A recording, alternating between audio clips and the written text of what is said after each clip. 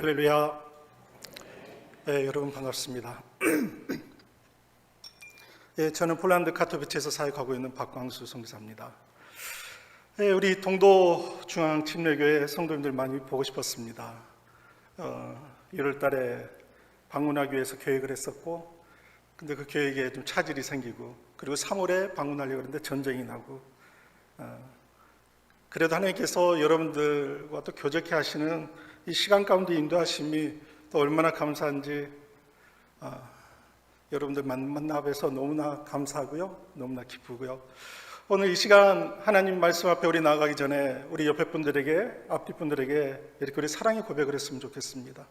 행여나 집에서 싸우고 오셨어도요, 다툼이 있더라도 운전하고 오다가 이게 열이 이렇게 살짝 올라왔어도 옆에 분들 바라보시면서 믿음의 눈으로 사랑합니다, 축복합니다, 사랑합니다, 축복합니다. 우리 다 같이 좀 인사할까요?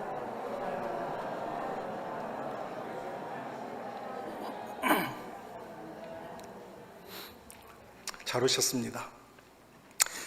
저는 2013년도 5월 달에 폴란드 카토비체에서 사역을 시작했고요. 그리고 지금까지 9년째 사역을 하고 있습니다. 2013년도에 카토비체 땅에 하나님께서 보내셨고요. 그 보내시는 과정이 있었습니다. 제가 10주 동안 기도하는 가운데 그 폴란드가 제가 갈지 안 갈지 아무것도 결정되지 않은 상황에, 폴란드라는 이름만 알지 제가 어디로 가야 될지 모르는 상황에 하나님께 기도했는데, 제 기도 제목이 이랬습니다. 하나님, 이스라엘 백성이 여리고성을 7번째 돌았을 때 하나님께서 여리고성을 무너뜨렸던 그 역사를 보이셨던 것처럼 제가 10주째 기도하는 그 기도 가운데 하나님, 역사를 보여주십시오. 길을 보여주십시오. 그런데 10주째 딱 들어가는 월요일에 폴란드 카토비체에 연락이 왔고 가게 되었습니다. 당시 그곳에 갈 때는 참 어려움이 있었습니다. 그 전에 체코와 슬로바키아에서 사역하면서 저희가 비자, 집에 대한 참 어려움을 많이 겪었거든요. 그래서 저희 아내에게 폴란드 카토비체로 가자. 하나님께서 우리를 향한 축복의 땅이 그곳에 준비되어 있다면 그것에 가는 게 마땅하지 않겠냐. 근데 저희 사모의 이야기는 이랬습니다. 가서 집하고 비자 해결하고 오라고. 제 안에 두려움이 있었지만 그래도 담대함이 있었습니다. 사실 직장 다니신 분들이 외국 가서 회사를 통해서 비자 받는 것은 어렵지 않습니다. 그러나 선교사로 어떠한 신분의 그 사람들이 저를 모르기 때문에 비자를 내준다는 것은 어려운 일이었습니다. 근데 제가 먼저 5월 달에 가서 2달 만에 집하고 비자 해결하고 왔습니다. 그래서 집으로 돌아왔어요. 밭지, 짐 싸, 가게. 그래서 10월 1일 날 출발해서 10월 2일에 폴란드 카토비체에 도착을 했습니다.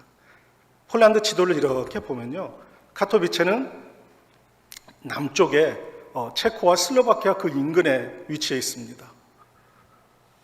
저희 가족이 체코와 슬로바키아에서 2년 동안 사역하면서 하나님께서 많은 훈련을 시키셨습니다. 그 훈련을 통해 10월 1일 날 출발해서 2일 날 도착했는데 3일부터 저희 가족 다 각자 알아서 돌아다닙니다. 외국인에 대한 어려움도 없고, 그리고 서양에 대한 그런 낯섦도 저희가 없었습니다. 왜냐하면 이미 체코와 슬로바키아에서 경험한 바가 있기 때문에. 한 5일 정도 지나니까 저희 아이들 집에만 있어서는 안 되겠더라고요. 그래서 학교 가자. 그러니까 애들을 데리고 저희 집 근처에 있는 학교를 갔습니다. 학교가 양쪽에 있더라고요. 그래서 이쪽에 가보자 해서 갔더니 학교가 창립 150년이 됐는데 아시아 사람이 와서 폴란드어도 못하는데 아이들을 학교에 보내겠다라고 온 케이스가 처음 있는 일이었습니다. 교장 선생님이 긴장을 하더라고요. 그런데 선생님들이 다 모여들기 시작합니다. 우리 여기 오면 안 되는 거냐고. 그것은 아닌데 좀 걱정을 많이 하시더라고요. 이 아이들을 어떻게 교육해야 될지. 그래서 그냥 보냈더니 교장 선생님이 학교 선생님 2분을 부르더라고요. 그러면서 선생님은 이 아이 맡고 선생님은 이 아이 맡아라. 1대1로 맨투맨 외국인으로 아이들에게 폴란드어를 가르치기 시작했습니다. 야, 폴란드 참 교육제도 좋구나. 이렇게 외국인 들어오면 이렇게 해주는 거나 보는구나. 그런 생각을 하게 되었습니다. 그리고 나서 교단 선생님하고 교제를 이렇게 하는데 혹시 어려운 일 없냐? 외국인으로 살아가는데. 그때 저희가 또 비자를 연기해야 되는 시점이 되었습니다. 비자를 지금 연기해야 되는데 이거 좀 어려움이 있을 것 같다. 그렇지, 집도 이사를 해야 되는데 마찬가지다. 또 선생님 부릅니다. 이 문제 다 해결하라고. 그래서 그 문제가 해결되었습니다. 여기 폴란드 좋네. 이런 거 다 해주는가 보다. 그리고 나서 폴란드, 우리나라 지금 의료보험이죠. 그 의료보험 제도도, 폴란드 사람하고 똑같은 의료보험 제도도 이렇게 가입하게끔 선생님이 도와주더라고요. 그런데 시간 좀 지나서 보니까 이게 가능한 일이 아니었습니다. 한국 사람들이, 외국 사람들이 와서 폴란드 교육 제도에 이제 들어가서 이런 혜택을 받고 이런 맨투맨 수업을 받고 교장 선생님을 시켜서 이런 문제를 해결하는 예도 없고 앞으로도 없어질 것 같은 그러한 은혜를 저희가 받았습니다. 그래서 깨달았습니다. 그렇구나. 하나님께서 나를 폴란드 땅에 보내시겠다라고 하셨고 그 말씀에 순종했더니 하나님께서 지금 일하고 계시는구나. 그 당시에 제 기도 제목이 있었습니다. 외국인이지만 폴란드 현지 교단에 제가 들어갈 수 있는 은혜를 부어주십시오. 그래서 그 지역에 감리교회가 있었어요. 폴란드 감리교회.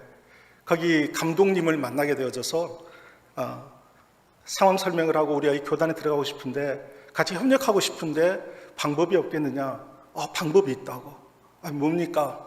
목사님이 폴란드 신학교에 와서 폴란드어로 그 신학교 다니면서 전도사 생활하고 그리고 목사 안수도 받고 그 과정을 설명합니다. 그 말은 불가능하다는 것이었습니다. 그러냐고. 알겠다고. 더 기도해 보겠다고. 더 기도했습니다. 그러던 중에 저희 집 근처에 어떤 동그랗게 생긴 건물이 하나 있더라고요. 그 오고 가고 하면서 봤던 건물이었는데 저희 교회 성도님 한 분을 침례식을 해야 되는데 침례식 장소가 없어서 그 교회에 거기를 찾아보니까 거기가 교회더라고요. 거기 이제 연락을 했더니 폴란드 성도들 300~400명 정도 모이는 아주 큰 교회였습니다. 폴란드 인구 3,800만 중에 개신교인이 0.몇 %밖에 되지 않는 나라입니다. 그 중에 300~400명이 모인다는 것은 대형 교회입니다. 한국에 10,000명 넘는 교회라고 보시면 됩니다. 근데 그 목사님하고 이야기하는데 그 목사님 교회가 펜타코스트 한국의 오순절교회 순복음교회 계통의 교회였습니다. 그러니까 침례식을 하고 나서 목사님과 교제하는 가운데 목사님 저희 상황이 이런데 저희가 폴란드 교단에 가입하고 싶은데 길이 있겠습니까? 있다고. 그러면서 총회장 목사님을 만나게 해주셨습니다.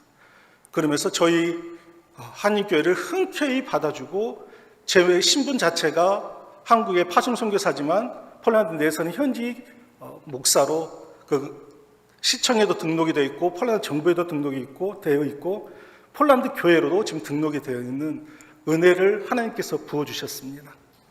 이 모든 일정 가운데 진행하는 과정 가운데 다 폴란드어로 진행을 했습니다. 제가 한 게 아니고 저희 딸이 했습니다. 그런데 저희 딸을 훈련시키시더라고요. 그래서 폴란드 교회 가서 설교할 때마다 저희 딸이 통역도 하고 울면서 이 설교 통역이 참 어렵습니다. 근데 울면서 통역도 하고 참 잘 커져서 얼마나 감사한지 하나님께서 그때 은혜를 부어주시더니 지금까지 이제 계속 진행해 가는 과정 가운데 있습니다. 저희 지역 자체가 한인들이 한 300여 명 되는 것 같습니다. 그런데 저희 감사하게 서너 명 정도 모였던 교회에서 폴란드 교회가 되어지고 그리고 공동체가 갖춰지면서 저희 공동체가 한 50명 정도 지금 모여서 예배드리는 주님께서 세우시고 성장시켜주는 그런 교회로 가고 있습니다. 이 모든 과정 가운데 이렇게 봤을 때 하나님께 순종할 때 하나님 사랑을 내가 입은 자로서 순종했더니 하나님께서 이렇게 역사를 보이시고 그리고 그 역사 가운데에 하나님께서 진행하시는 모든 그 결과들을 보게 하시더라는 것입니다. 오늘 요한복음 13장 34절 말씀을 통해 내가 너희에게 새 계명을 주는데 그것은 너희가 바로 서로 사랑하라는 그 계명을 주셨습니다. 이 말씀이 저희 카토비체 한인교회 주신 말씀이었습니다. 하나님, 저희가 교회가 좀 특별한 교회인데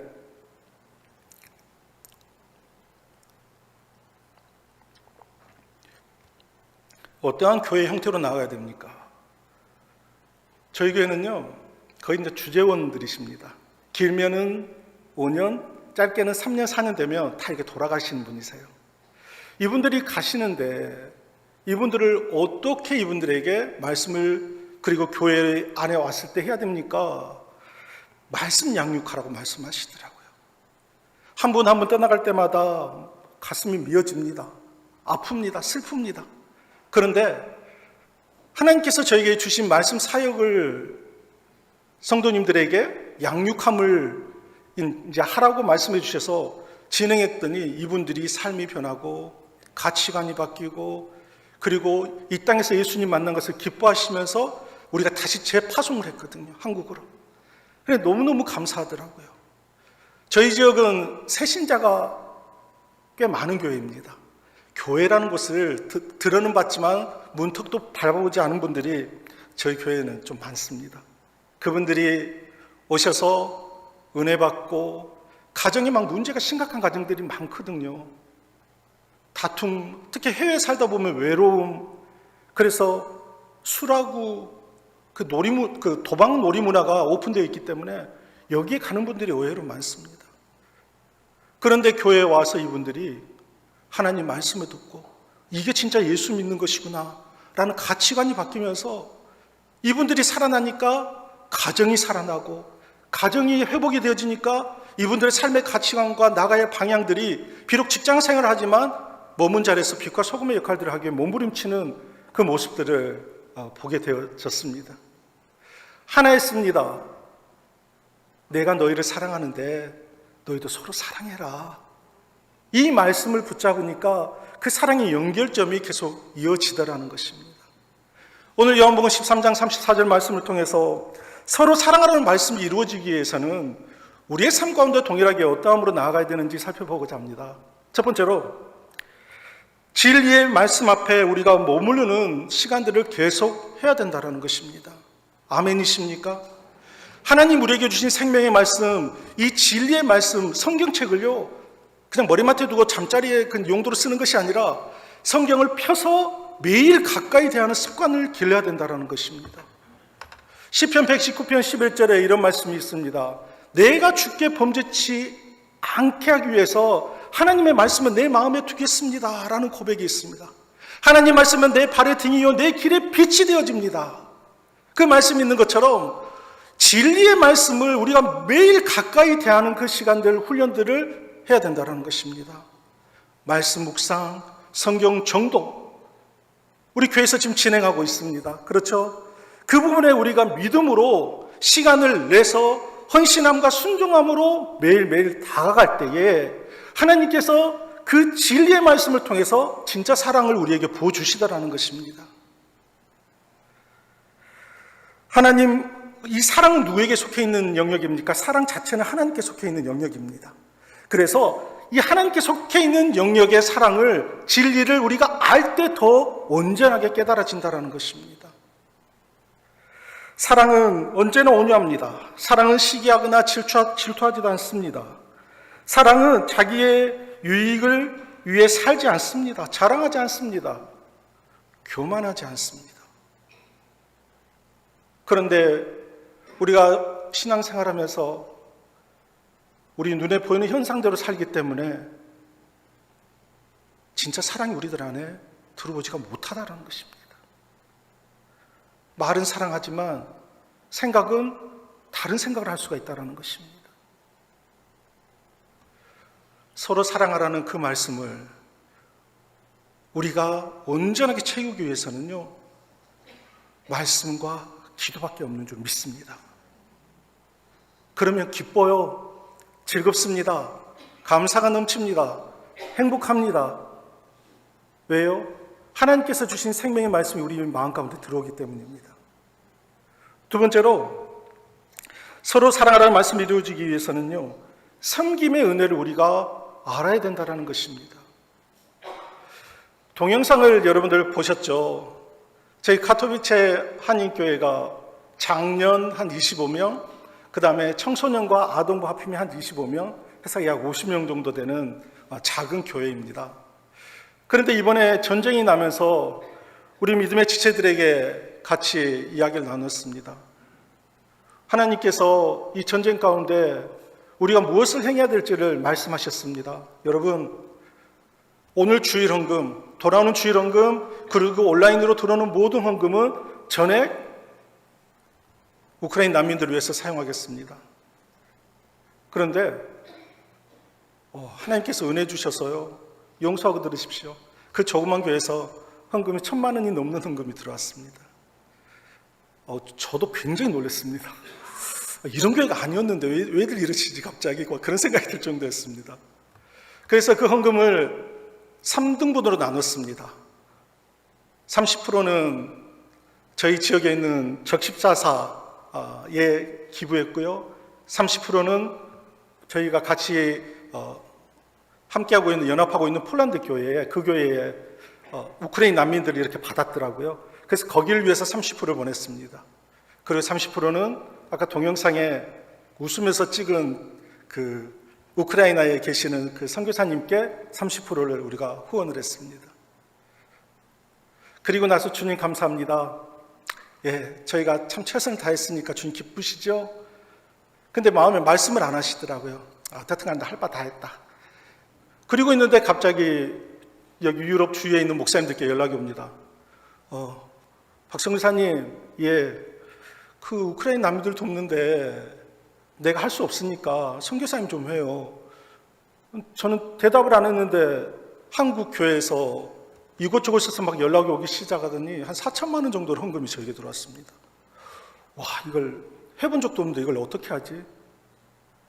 그래서 저희가 사는 지역에 사회복지단체가 있는데 그곳에서 방문을 했습니다. 근데 옷이나 그 다음에 뭐 신발이나 이런 거는 다 중고로 들어와 있는데 음식은 그때그때 소진이 되기 때문에 음식이 계속 부족하다라고 합니다. 근데 그때 음식이 다 떨어져서 그 다음 주 월요일부터는 우리가 할 수 없다. 그 상황에 제가 방문하고 그리고 나서 그분들과 같이 당신들이 필요로 하는 모든 것들을 금액 신경 쓰지 말고 다 구입해라. 그래서 그 일들을 6주 동안 진행을 했습니다. 그러면서 그 진행하는 과정 가운데 그렇구나. 이분들이 고백하더라고요. 이분들은 가톨릭 신자들이거든요. 우리가 위기에 처할 때 우리를 살린 한국인 교회가 있었다. 그러면서 언론사에서 이 단체에 취재를 왔습니다. 취재를 와서 여러분들 어떻게 지금 사역하고 있는지, 도대체 이게 어디에서 이렇게 물건이, 음식이 들어와서 계속 제대로 공급하고 있는지. 그러면서 저희 한인교회를 이야기를 했어요. 그래서 기자가 저에게 연락이 왔습니다. 취재를 오고 싶다고, 오시라고. 묻습니다.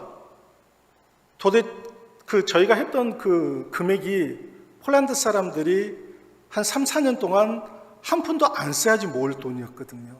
엄청난 금액이었거든요. 그런데 어떻게 큰 금액을 여러분이 이렇게 하냐고. 그러니까 제가 기자에게 이야기했던 것은 사랑에 대해서 이야기했습니다. 저는 성경이 하나님 말씀인 것을 믿습니다. 저는 이 말씀이 하나님 말씀인 것을 믿기 때문에 말씀대로 저는 순종하려고 합니다. 그래서 제가 그 기자에게 이야기했던 타이틀 내용은 이랬습니다. 사랑은 돈이 아니라 내가 정말 사랑하겠다고 결정하고 내가 삶으로 순종하고 움직이면 돈은 따라오게 되어 있다. 제가 그 이야기를 했더니 아까 신문 하나 이렇게 있었잖아요. 그 신문 타이틀에 그 내용을 적었더라고요. 신문에 왜 우리가 나오는지 큰일 났습니다. 길거리 다니는데 저를 알아보기 시작합니다. 부담스럽더라고요. 저희 딸한테 야 웃어 야 우리 성질도 못 내. 이제 큰일 났어. 우리 웃고 다녀야 돼. 세무서에 갔더니 세무서 계신 분이 세무서가 깐깐하거든요. 저희를 알아보니 막 웃습니다. 왜 웃냐? 우리 알아보란가 보다. 야 부담스럽다. 야 일사천리로 해주면서 얘가 저희 신문에서 봤다고. 예. 시간이 지나면서 이런 생각이 들었습니다. 하나님께서 왜 이 일을 행하셨는지, 교회가 어떻게 나아가야 되는지. 야고보서 4장 17절 말씀에 너희가 선한 일을 해야 하는지 알면서도 행하지 않는 게 죄라고 말씀하고 있습니다. 행함이 없는 믿음은 죽은 믿음이라고 말씀하고 있습니다. 믿음으로 내가 헌신하고 내가 믿음으로 섬기고 내가 그 믿음을 통해서 하나님 말씀에 순종함으로 나아갔더니 잘하고 못함이 아니라 하나님께서 역사하심을 분명하게 보이시더라는 것입니다. 우리 동도 중앙침례교회에 코로나로 인해서 아직 이 자리에 보이지 않는 분들이 계십니다. 그렇죠? 그분들에게 우리가 어떻게 접근해야 될까요?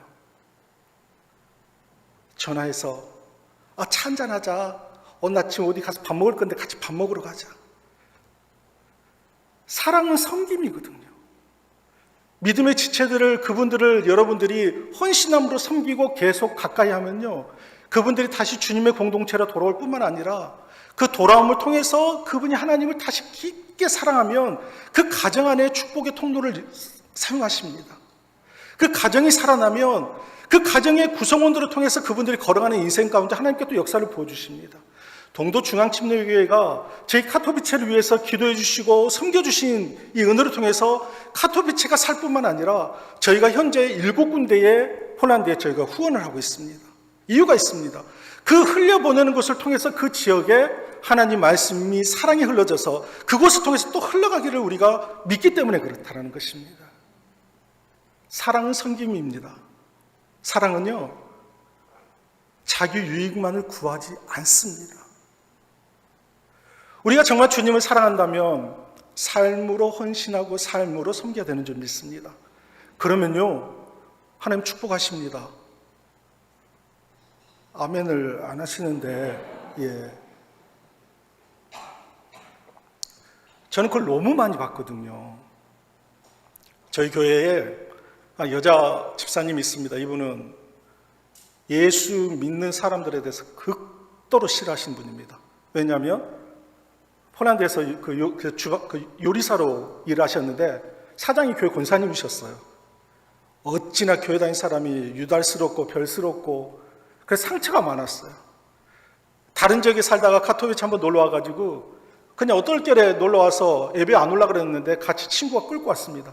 저 뒷자리에 앉아가지고 끌고 온 저희 집사님이 목사님 인사도 시키지 마시고요. 아무것도 안 해주셨으면 좋겠다고. 알았다고. 모자를 푹 늘어 쓰고 뒤에 이렇게 앉아있더라고요. 근데 그날 올 줄 알았는데 그 다음 주도 또 왔습니다. 모자를 이렇게 들더니 저를 보고 있더라고요. 3주째가 되니 모자를 벗어서 예배를 드리더라고요. 4주째가 됐더니 중간으로 오더라고요. 그러더니 목사님 저 여기 교회 오고 싶어요. 브루츠와프라는 지역에 살고 계셨거든요. 2시간 떨어진 지역에 거기서 교회 2군데가 있는 교회입니다.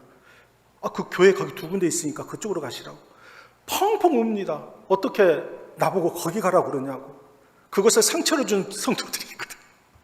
아이고 죄송하다고. 제가 그 2시간 거리를 수시로도 신방 갔습니다. 그리고 나서 그분이 저희 카토비체로 오셨어요. 삶을 터전을 아예 옮기셨어요. 저랑 저희 사모와 2년 동안 같이 성경 공부를 했습니다. 그리고 나서 이분이 요리를 하시는 분이니까 목사님 조금 식당을 하고 싶은데요. 그래요. 준비하세요. 근데요. 돈이 없어요. 그래서 제가 또 일부러 드렸어요. 그리고 나서 저희 교회 이제 성도 그 당시 몇 명 안 될 때였거든요. 불러 모았습니다. 상황이 이렇습니다. 저분을 우리가 살려야 됩니다. 다들 돈 내놓으라고. 근데 우리 교회, 우리 식구들이 너무 착해요. 이분들이 다 헌금해줘서 이분 가게를 하는데 시작을 하게 되었습니다. 한 15평 남짓 조그만 곳에서 시작을 했는데 하나님께서 이분이 계속 믿음으로 서고 훈련받고 하더니 이분이 지금은 300~400평 정도의 엄청난 큰 규모의 아주 깨끗하고 시설 좋은 레스토랑을 운영하고 있고요. 그리고 직원도 4~5명 두고 운영하는 그것을 성장시키셨습니다. 우리 믿음의 지체들이 사랑으로 섬기고 헌신했던 이분이 이렇게 살아나더라고요. 그 이분이 은혜를 받으니까 되레 이분도 다른 쪽으로 흘려보냅니다.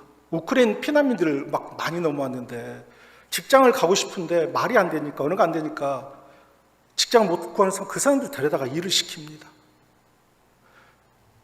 사랑은요, 섬김으로 우리가 순종했을 때 그 영향력들을 행하게 하시고 이렇게 흘러가게 하시더라는 것입니다.